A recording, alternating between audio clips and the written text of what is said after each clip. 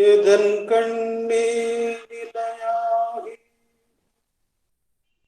இருந்திடும் உலகமெல்லாம் எதனதில்லா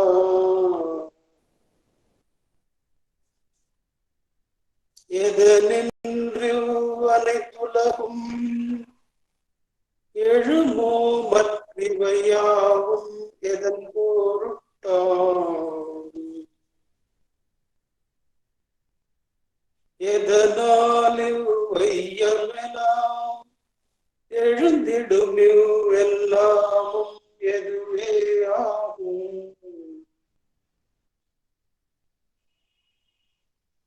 அதுதானே உளபொருளாம் சத்தியமாம் அச்சொருபம் அகத்தில் வைப்பாம்.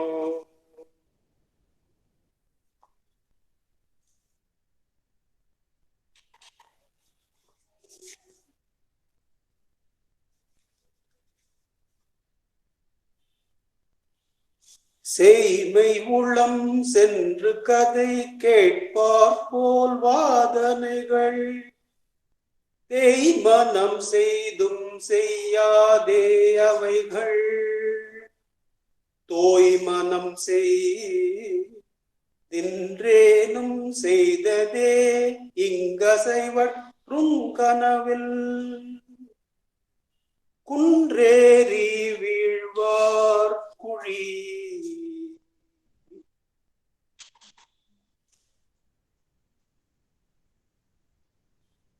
செய்மை உளம் சென்று கதை கேட்பார் போல் வாதனைகள் தேய்மனம் செய்தும் செய்யாதே அவைகள் தோய்மனம் செய்தேனும் செய்ததே இங்கசைவற்றும் கனவில் குன்றேறி வீழ்வார் குழி. I was just saying sorry about the technical difficulty. It was not technical, it was lack of knowledge. We have, by Bhagavan's grace, come up to verse number 30 this week. As we are aware, we are in the segment of Anubandham of the Jnani, and we have come to a verse that delineates the teaching on the bondage of karma. What is the bondage of karma and how it is dealt with in jnanam, in the jnana sthiti. That is the import of this verse, says Lakshman Sharma ji, one of the commentators who has had the great privilege of working with Bhagavan for 4 years on this work of Ulladu Narpadu. He says that this verse, the main import is how jnana has freedom from doership or the bondage of karma. So it boils down to freedom of consciousness. So we had this friend from Sarkosatsangi from opposite house, Mr. Murali, a few minutes back, and this is a favorite incident that he keeps narrating to me. A boy who had just turned 4, this actually happened, and he was narrating from personal experience. So that boy had just turned 4, and the mother had wished him with all blessings in the morning, and she told him, "You are 4 years today." Then a few minutes later, the father found him standing in front of the mirror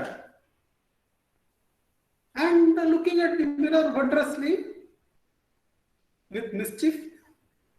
And the father asked, "Why? What is happening? Why are you looking at the mirror?"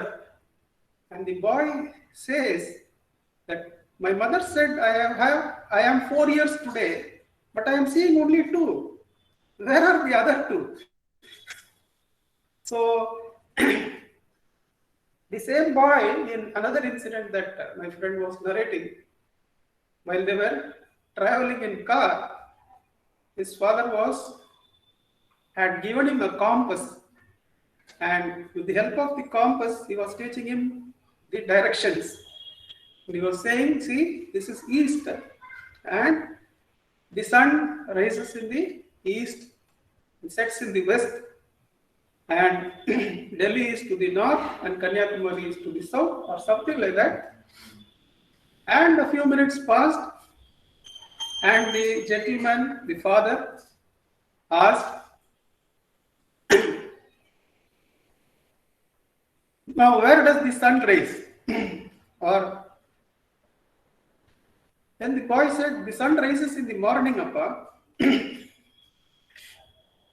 Then the father understood that the same event can be looked at in two different ways.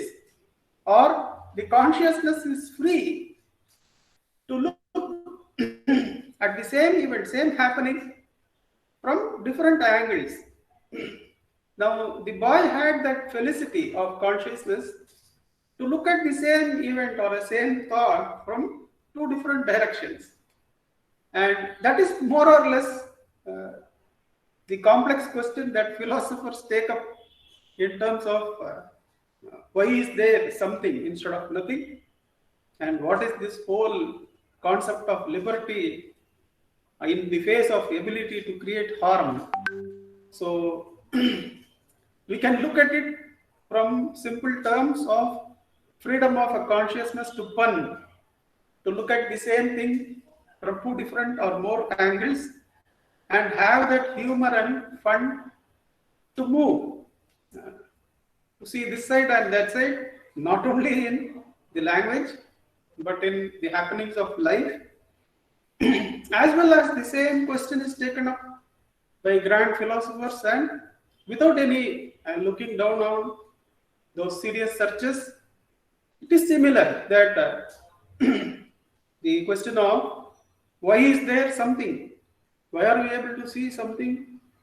Why does Bhagavan say, Padandru, that this is not a void? And why the philosophers who discuss about liberty and freedom of oneself, the consciousness, always talk in terms of one's liberty is always to be juxtaposed against the ability to harm another. So without harming another, to what extent you can act, you have liberty to do so, say some philosophers. This is the context in which we are going into this verse.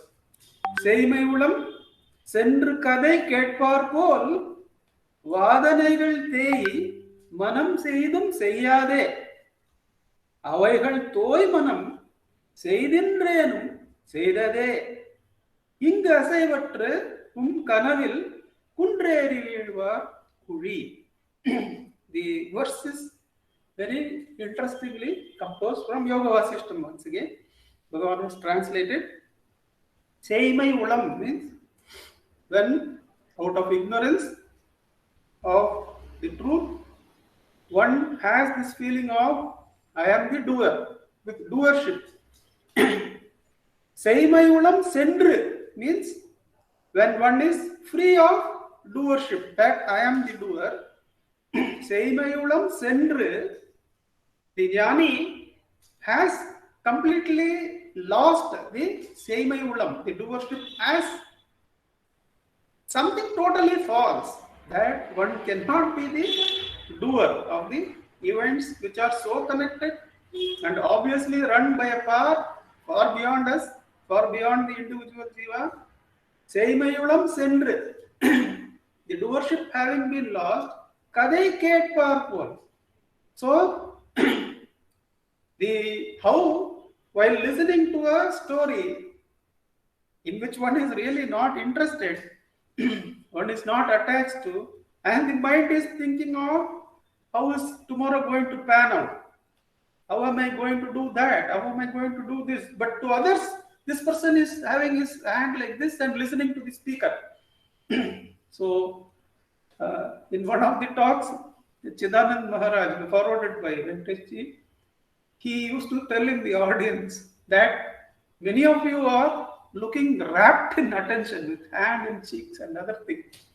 But I know your mind is elsewhere. He says like that. Mind you, I'm not saying that. Now, he says like that, that means Kadai Ketpar Pol, that the uninteresting stuff the speaker is saying, the mind is not there. The mind has gone into more important things. So, for the one who is freed of the doership, the events that are flowing before him, which to the others is happening in his life, is listened to or is undergone as an experience, like this boy did. Like he could be free to see the years YEARS as well as EARS and pun on it. The Seimaiulam Centre, for the ones who have lost the doership, the perspective of these events, 2.5 lakhs gained in 1 week of trading. The next day, in half an hour, 45 minutes, the entire amount goes. But nothing is touched. Actually, this should happen factually, and there should not be a flicker. Now, that is the sense, we get a sense. It is not the real non-doership, which we will go into, but we get a sense of that the events are like the story listener whose mind has gone into more important things and the speaker is going on. The world events are going on, but the non-doer is free and is happy and is in the freedom of non-doership. Seimaiulam சென்று கதை கேட்பார் போல் வாதனைகள் தேய் மனம் செய்தும் செய்யாதே. So, what is the Jnani's mind? One, it is free of doership. Then, second, it is free of all vasanas, all predilections, all the directions that come from the subconscious mind. They have all been raised and annihilated in the Jnana. Vadanaigal tei. There is no direction in which the mind is being pushed. The Jnani is naturally at rest in the self. So, Vadanaigal tei manam. Seidum seiyage. So, even such a mind is cooking from morning till 8 o'clock for the breakfast, grinding everything, then correcting the books, then going and playing marbles with children, then picking up the sheep that has fallen into the crevice, and does all those things. But they are not done out of any push from the inside, but from complete freedom. Though that Jnani, Bhagavan, has done incredibly many events by the seen eye and in dimensions unseen by us or unwritten.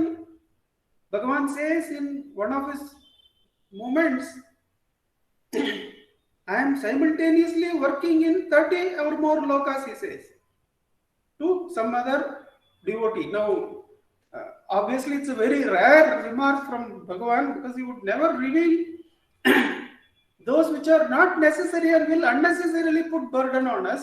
He would never put such information. What is required?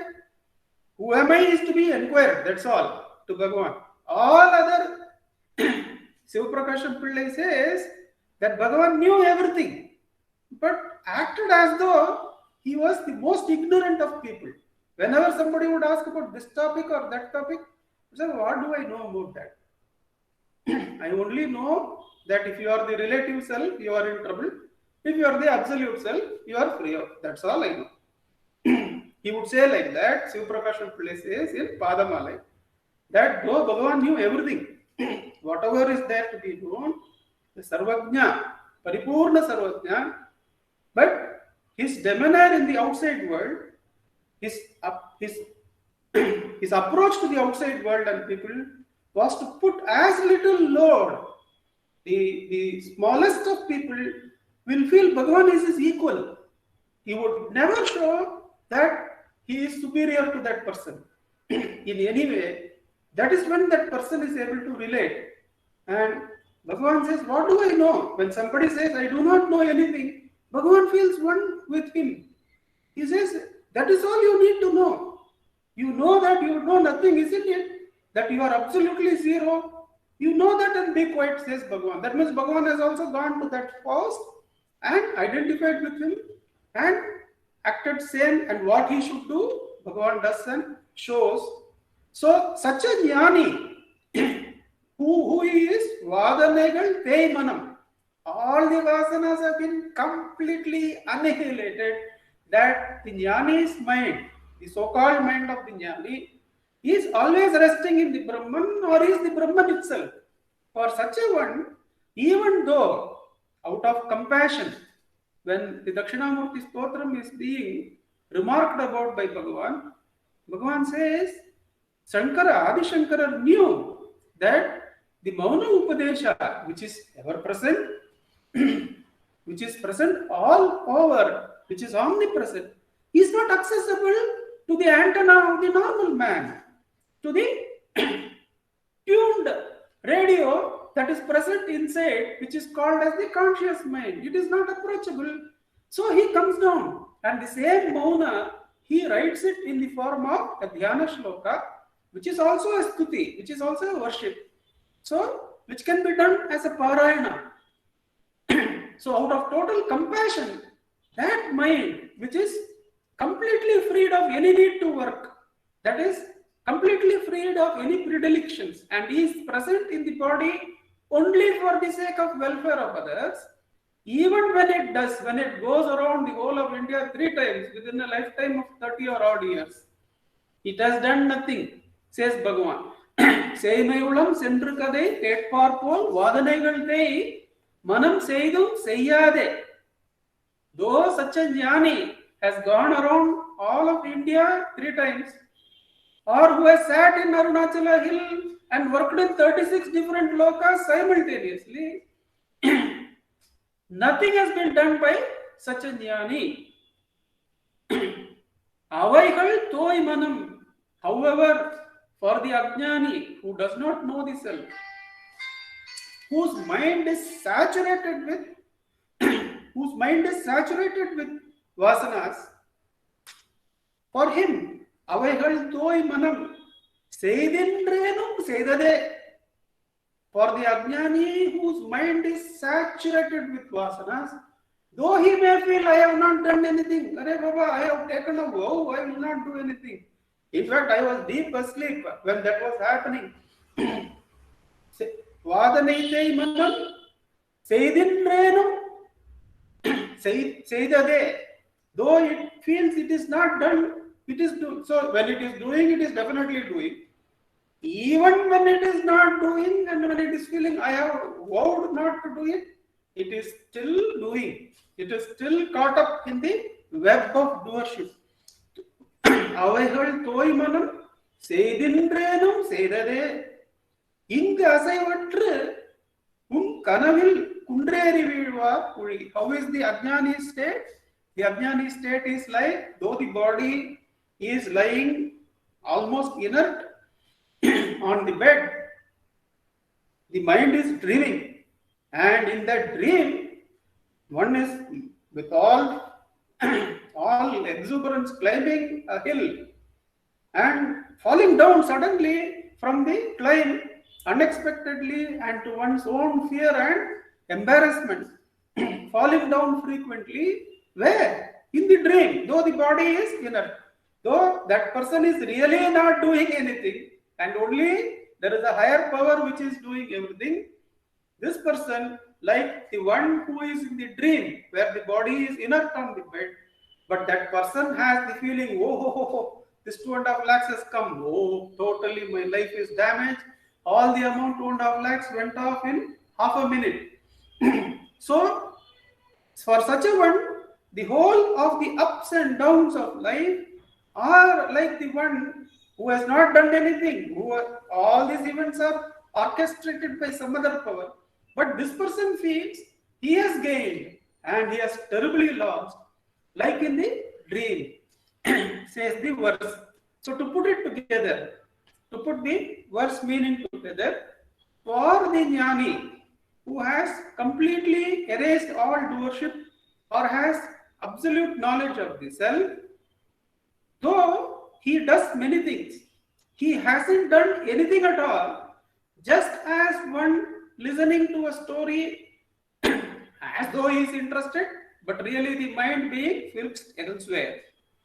However, to the Ajnani, who does not have knowledge of the self and whose mind is saturated with vasanas, for such a one, even though there is a feeling that he has not done anything, I have clearly refrained.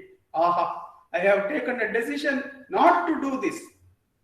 Even then, it is caught up in the web of doership, just like that man whose body is inert on the bed, lying inert on the cot, but the mind has gone into a dream and gained and lost and loved and hated in the dream with all the anxieties together and done nothing in fact, because everything is done by the one power that is running everything.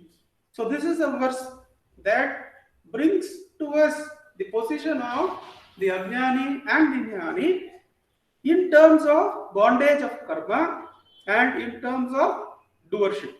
So we go ahead into the discussion of the week. Where else we have found this discussion about doership is that we have found in verse 38 of Ulladu Narpadu.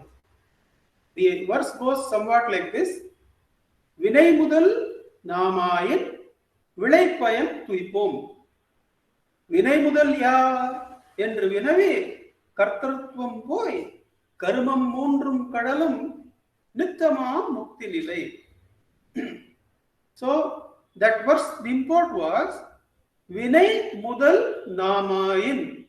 If I, the ego, is the originator of work, if I am the originator of karma, Vinay mudal namayin, if I feel I am the one individually, intelligently, capably arranging this speech for delivery, then if the speech goes awry, or if the speech is interrupted by a technical or knowledge default, or if it is applauded, then the deep fall of the difficulties and failure, as well as the false elation of an applause and praise, they belong to me. They belong to the one who has originated the work. If I am the originator of this speech, Vinay mudal namayin vilaipayam tuipom. And the story is not as simple as that.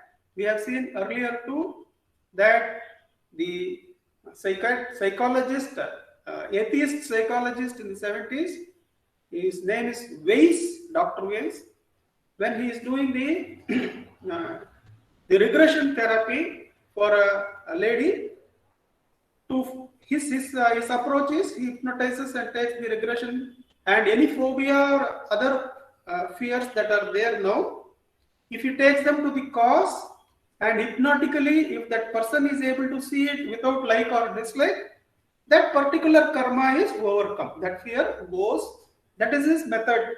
Though he is an atheist, he is able to do this in the subconscious of the person. So he has done for many. He is doing for this lady also that he is now hypnotized her and he is regressing. She is having a water phobia, a fear of water, fear of drowning. And in his regression, she goes back 3000 years. And in Harappa, though in the present the body is like lying in the cot of the hypnotist, the psychiatrist, her mind goes up 3000 years back. In Harappa, in one of her earlier births, or that's what she has narrated, as a young girl she has drowned in a lake. That fear has arisen as water phobia here, and that was what was to be raised. And that person, from that moment, she says much more in that. It is available in the YouTube. Now she says much more than that, and he becomes a theist. He becomes a believer he understands that there are powers greater than us. That clearly there are powers greater than us, and definitely that means there must be a highest power greater than all those greater powers. He comes to believe in things. Now, the idea that I want to put there simply is that the speech and the thing that I could say, Vinay Mudal Namayan, was easier to put in context, but the karma list is not as simple as that. The Sanchita, the Prarabdha, the Agami, Vinay Mundrum Kadalum, that is when the doer goes, the verse number 38 says, Vinay Mudal Yar Andru Vinavi, Tanayariya, Kartaratvam Poi, if you know the cell, the doership goes, Karmam Mundrum Kadalum. Whether 3000 years old or 3 billion years old, the karma which is having a residue now will go. Whether it is going to happen in the future, all the agami will go. What was loaded up on the hard disk has to be experienced in this lifetime as prarabdha, that also goes, says Bhagavan in verse number 38, when the doership is erased. So the karma, nature of karma is that it is not so simple, but the doership starts with Vinay Mudal Nam. If I am the ego which has raised is the source of the action, then definitely the results have to be borne by me. Now coming back to this verse.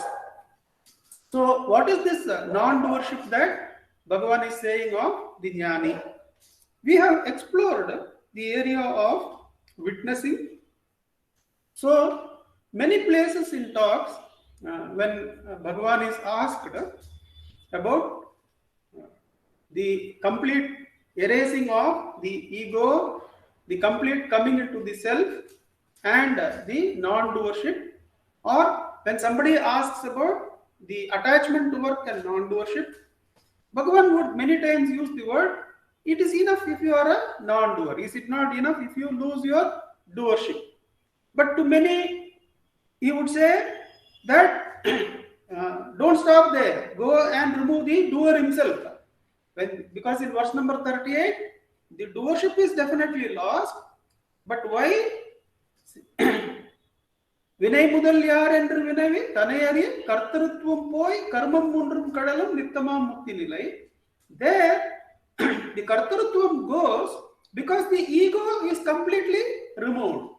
The Kartarutvam, in certain other sense, can go when we identify the entire doership with God, with Ishvara. And we have seen that Ishvara is in one sense, the Atmaswarupa, Ishvara is the witness, the Sakshi. In verse number 6 of Anubandham, we saw that Madi, who are you? And who is the witness of the mind? Who knows the mind? It is me. So as knower as your mind, of your mind, you are the Supreme Self, says the Guru. Now in that sense, where the mind has lost its division as the right and wrong, the good and bad, the division that starts off into the two branches of right and wrong, we saw there that then the whole life is seen in front of us as a flow of right and wrongs. To the witness, the entire flow of life is happening as a stream of right and wrong, but the witness is apart from it as a non-doer. We also saw that Bhagavan in Who Am I says that Ishvara is like the sun, and the karma flow is like the earth. Though in the sannidhi of the sun, in the presence of the sun, all actions on earth, depending on that sannidhi, happen, these happenings absolutely do not touch the sun. Similarly, the Ishvara too has this quality of not being affected. He is the unaffected witness of the flow of events. Of course, the Buddhists, they don't call Ishvara, they just call the witness of the flow. So if one learns in Buddhism, if one learns the art of flowing with the flow, then at one point that felicity of ability to flow makes you a witness of the whole flow, makes you stand out and join the Ishvara, join the witness. So that is one sense of freeing oneself of doership, that one offers the entire flow of life, of right and wrong, by freeing or surrendering the rights and wrong. Ninage gottu. Ishtam bin Arunachala. So in Porumayam Dudara Punsolai Nansolai Porutharul Ishtam bin Arunachala. How does Bhagavan arrange that verse at the end of almost end of the final verses of Ramanacentre? Porumayam Dudara. You are the epitome of patience, and with that patience you bear the entire creation. And my words can hardly be called as good words, as sweet words, unlike the words of the great devotees, Punsolai. And my life itself is a mixture of so much of troubles, wrongs, and a few rights here and there. But despite that, Bhagavan is talking on our behalf. Despite that, this Punsol, this life that I have led, please accept. Purutharul, and bear with all my shortcomings and bless me with grace which takes me beyond the karma. However, if you decide that is I am not eligible for that, ishtampin, you decide. That is, it is up to you. Now that is surrender. That is, if you command that you should be freed, that is not freedom. The surrender is the ishtampin, nindishta.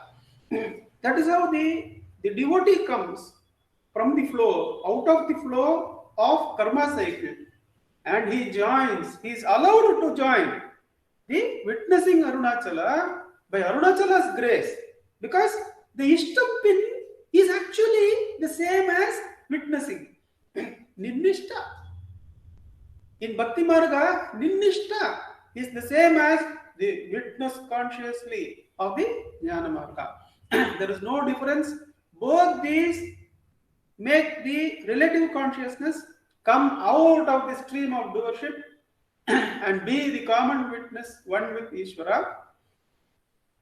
But that is one sense of freedom from doership. But Bhagavan's teaching doesn't stop there.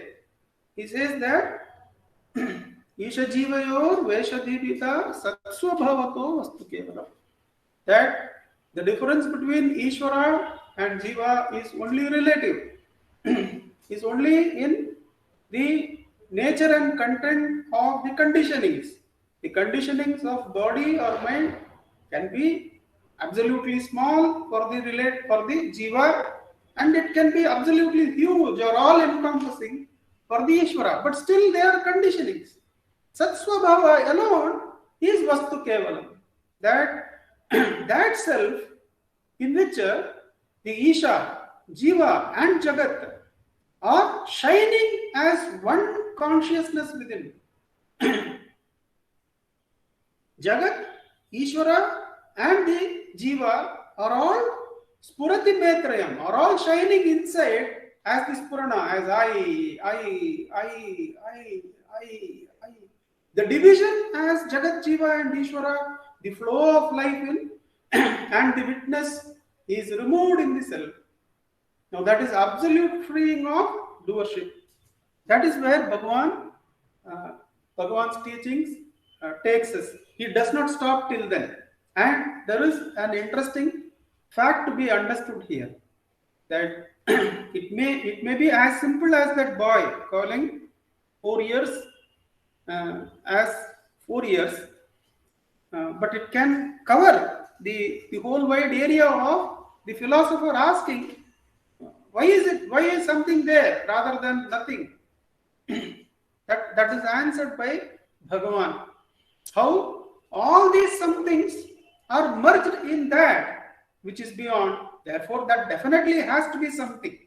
One of the philosophers who was asked this, who is an apparent atheist, he says there must be something, because he says it in a very simple way.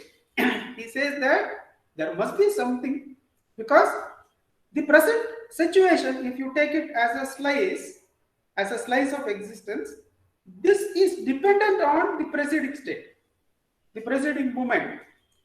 Therefore, that preceding moment should have been dependent on preceding moment. Therefore, there must always be something. There cannot be nothing, is his argument.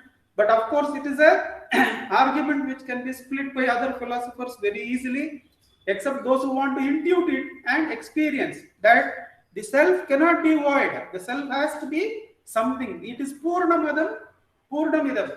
And Bhagavan's punning, we have seen that while standing in the doorway on a Vinayaka Chaturthi day, the Lord who removes all obstacles, on that day, the ladies of the kitchen are making kolkatai, a dish made in India.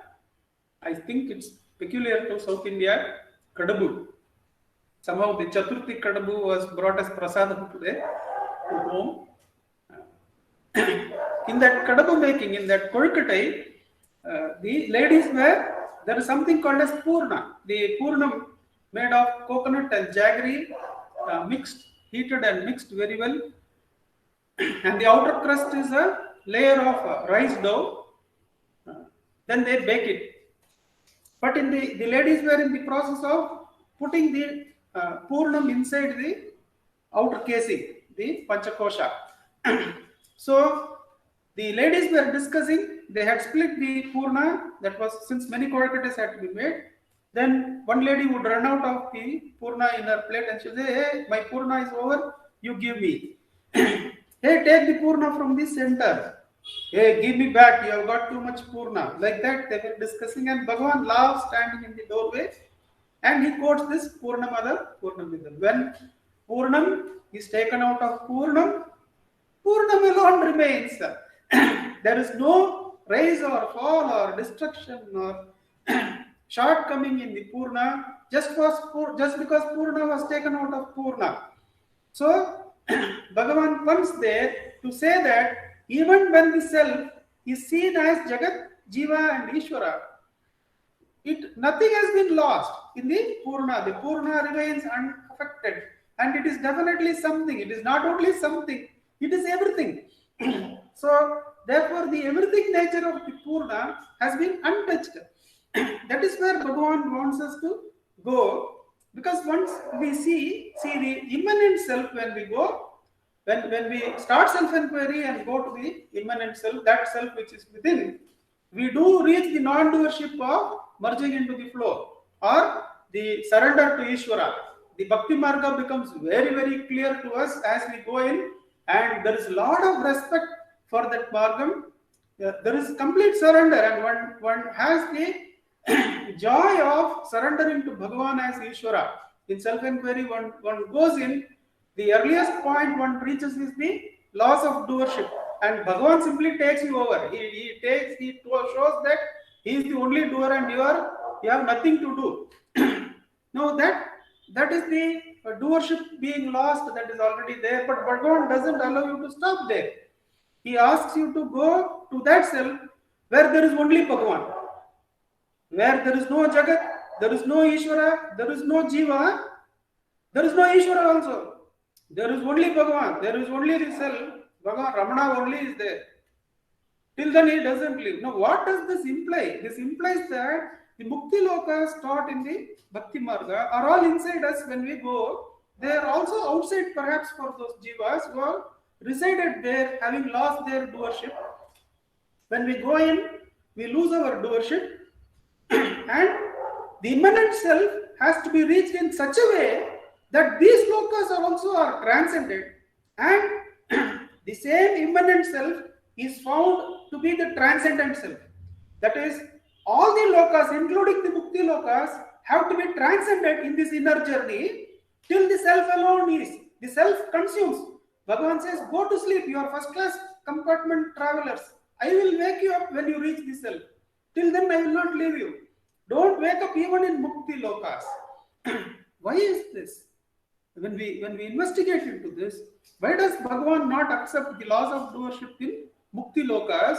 Because we are intellectuals in one sense, and intellect is at the same time a possible bridge which allows the yogi to climb between Mukti Lokas, the Salokya, Samipya, Sarupya, Sayujya to the self. But at the very same time, it is the cobra, it is the snake in which you can fall down if you don't have the humility, if you don't have the understanding of Ishvara, if you don't know that one Shakti is managing everything, the same intellect can act as the cobra which will bring you down, or which will give you a false sense of non-doership or freedom of intellect, while at the same time having a pocket of deep attachment in the sensory world.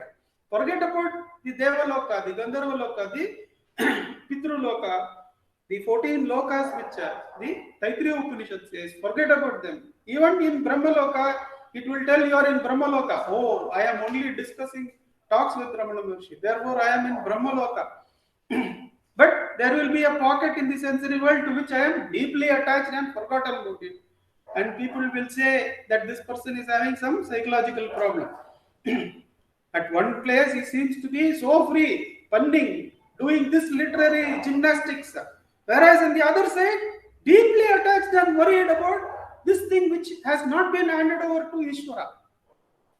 So the intellect can be a bridge through the lokas up to the self.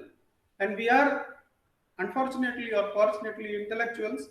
When that humility and learning about bhakti and surrender is missing in the enquirer, then the same intellect can be the wormhole through which the jiva comes and falls into the other planes in one sense. This itself is Kundreri Viduvarpuri, the apparent climb to the self and falling down from the self. Itself is a dream. Forget about the other things. The other happenings in the world, we see what was a child's play of the mother closing her face and vanishing, and suddenly showing her face this side. There is that sudden joy, the unexpected coming into its consciousness of the mother who was suddenly lost, that opens up a burst of laughter and happiness in the child. If you do it when the child is about 5 years old, you say, "Poma, no adhe pannittu irukken." So the child will be interested in other games. So the earlier play of hide and seek becomes a dream. The Kundreri Viduvarpuri. The same thing happens to the racing motorist of the youth who values defensive driving when 30s and 40s are reached. Schumacher, when he drives in the city, he says, "I am more careful than the normal driver," because he knows that his safety is dependent not only on his driving, but on the driving of thousands of other people who are occupying the same road.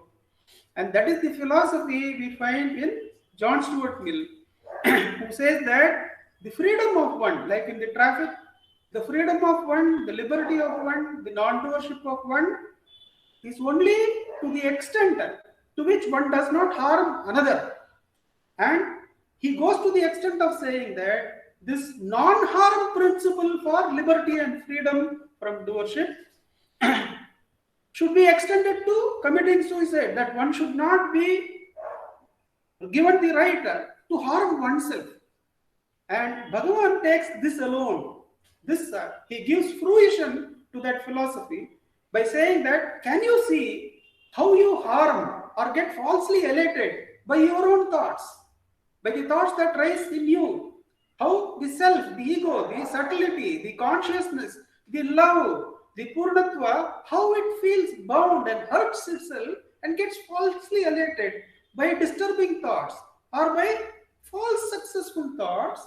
When one can observe the self-hurt like this and frees oneself of that, obviously such a person will not go into harming anyone. As Gita says, the jnani is one who does not disturb the world in the least. Therefore, he is also not disturbed by the world of actions, even in the slightest. That is where Bhagavan takes us to complete removal of doership. Where is removal of doership? Complete removal of any separation from the self. Even Jiva, Jagat, and Ishvara are completely merged, and one is able to understand and empathize atheists who feel and give them support. There was an interview of Yesudas, I think, in one of the channels, and a lady called Didi or somebody was interviewing him. And in the flow of discussions, he had assumed that she is also a believer in God just like him. And at one point, he said, "Oh, you must also be taking relief from God being the real doer, isn't it?" And to his momentary surprise, she says, "No, I am not a believer. I am an atheist." And without a break in flow, he asks, "Oh, so what? You believe that you exist, isn't it? And you believe that you are present." Ah, yes, yes, I have self belief. He says, "That's enough." That is the conversation that goes. That I'm not implying anything in that conversation, but that indicates that even to the non-believer, God is there. God is so impartial that He doesn't say that you have to be a believer. If you are a believer and you make use of the 3, 4 types of mukti that are there, that's most welcome. And that same Rama will take us to the self, says Bhagavan. Or you can take directly to the self through Atmavicharam. Either way, there is something greater than us, to which we have to do sadhana. And when we reach there, all this sadhana, like preparing of the bed before going to sleep, are also kundrari vivakoi. All that is also offered. There is no path for the bird that flies. There is no path for the fish that swims. Similarly, there is no path or trace left by the jnani. There is only jnana, the self. Om Namo Bhagavate Sri Ramanaya. With Bhagavan's immense grace, let us sit for the practice of Atmacharana for 10 minutes.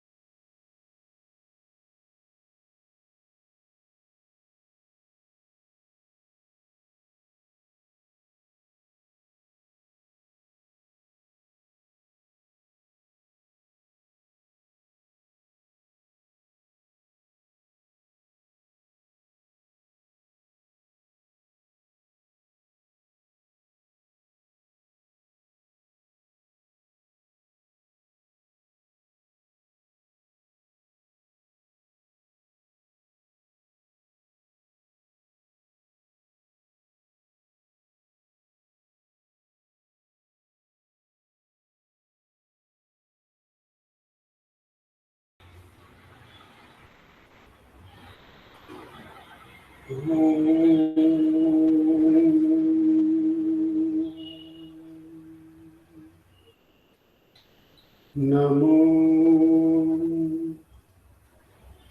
भगवते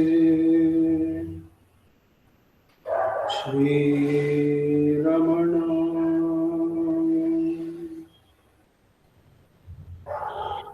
नमो रमण, नमो रमणका। We have been speaking, listening,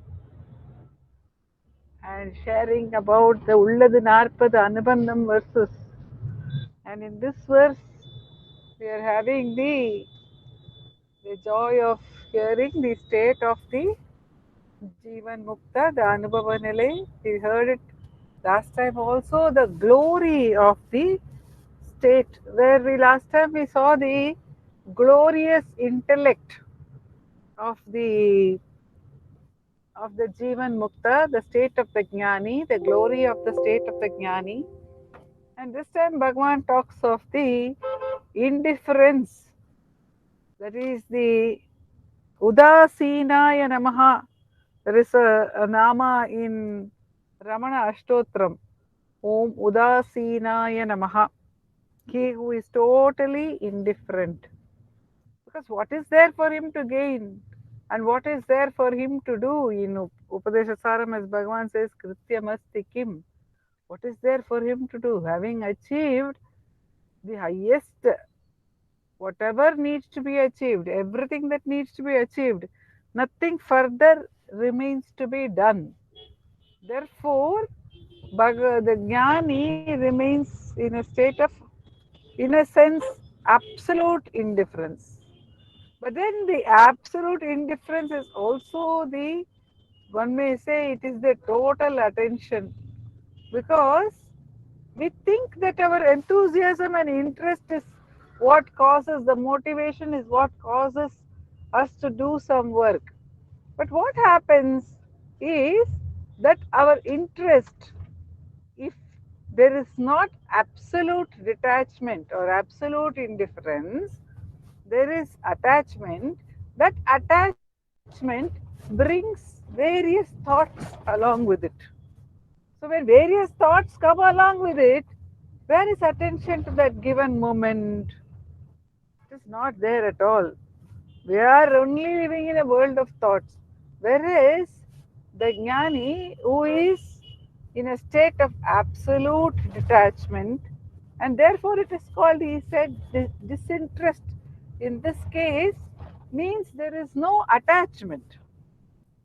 It does not mean there is no love. Actually, love comes when there is no attachment, and there is pure attention alone.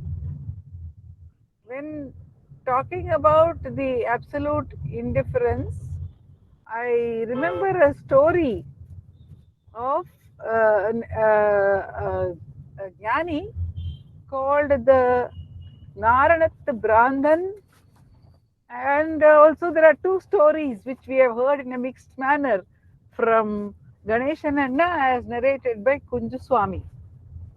And this is, there is a story of a saint from Kerala. He was so indifferent that he would not engage in any business.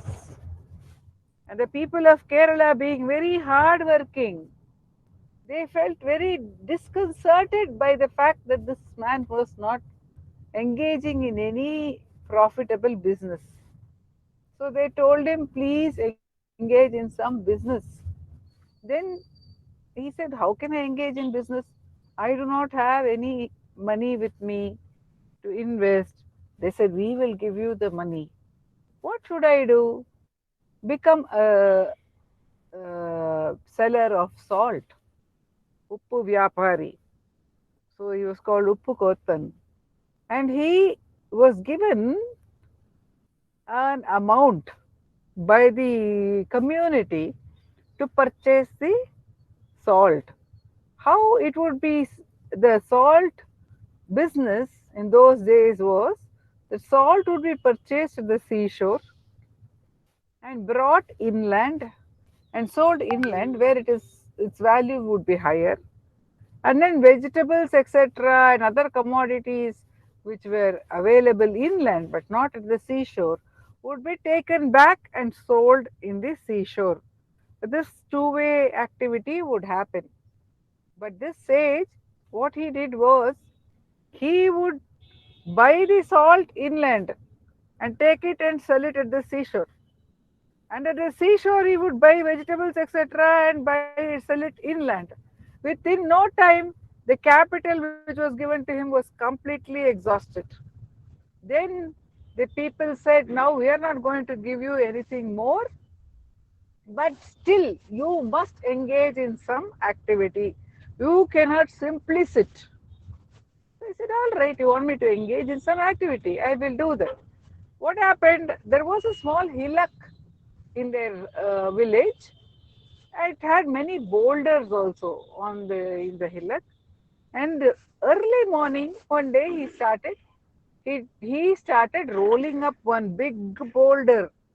He was rolling it uphill, uphill, uphill.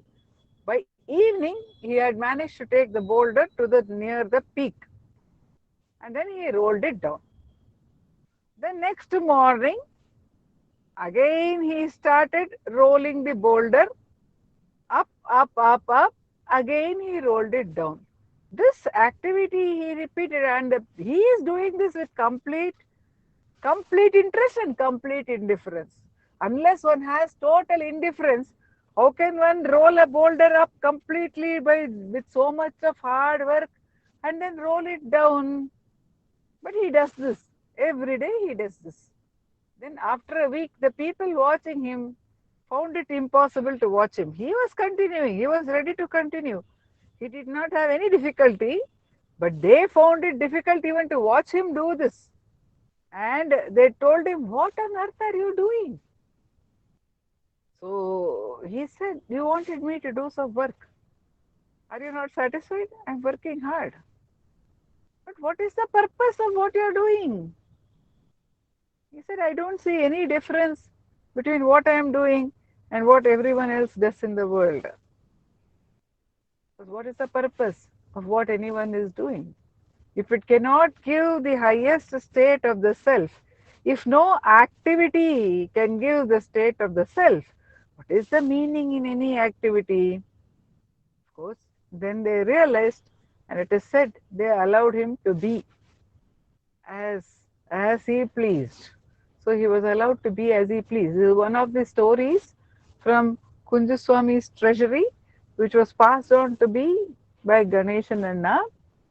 A state of the beauty of the supreme disinterest, and which is at the same time, if we see Bhagavan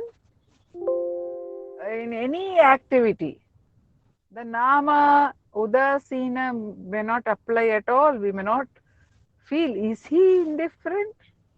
Even if he glances at the paper, we have a film shot of Bhagavan glancing at the paper, or we have pictures, we know about Bhagavan's correcting the proof.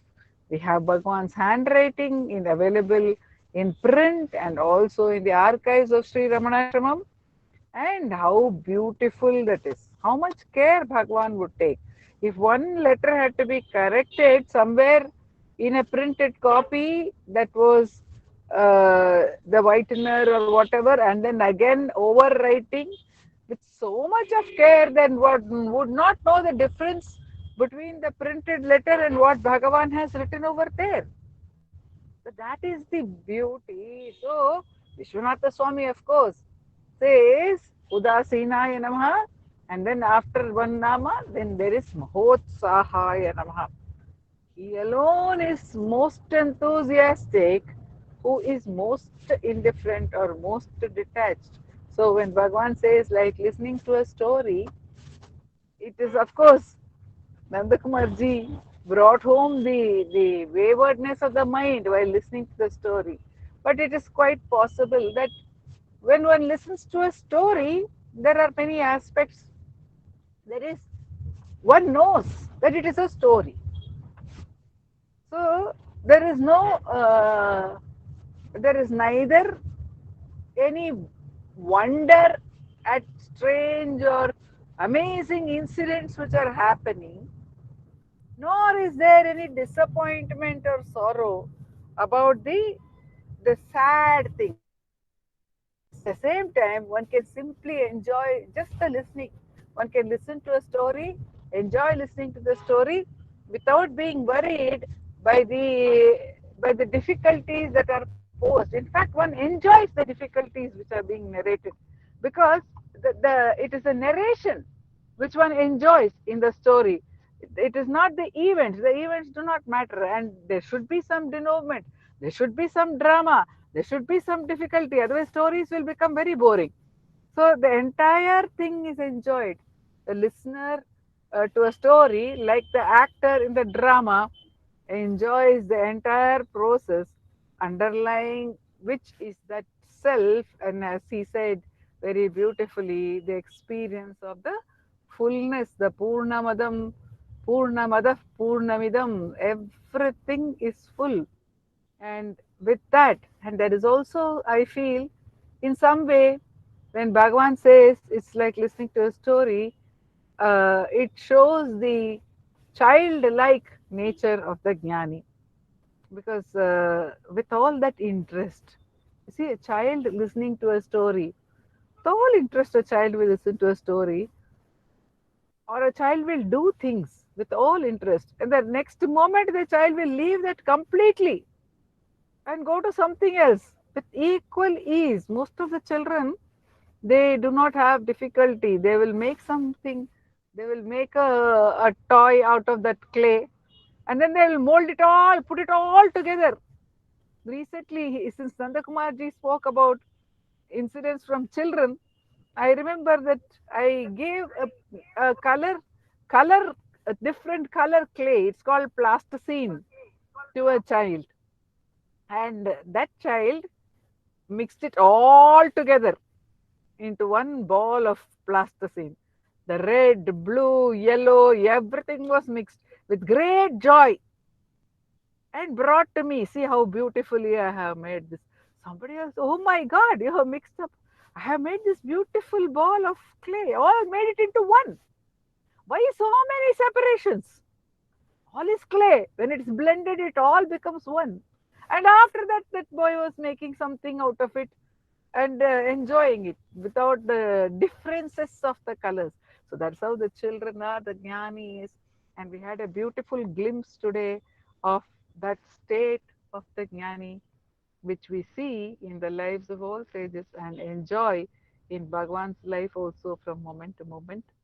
And the exposition, the internalization that we could get, it's an inspiration for us to go to that samadrishti, to enjoy that innocence, to be able to enjoy life in its fullness by getting back to the self through the path of self-inquiry given to us by Bhagwan's immense grace. Om Mo Bhagavate Shri Ramana. Namo Ramana. Thank you. Namo Ramana to all. Ramana.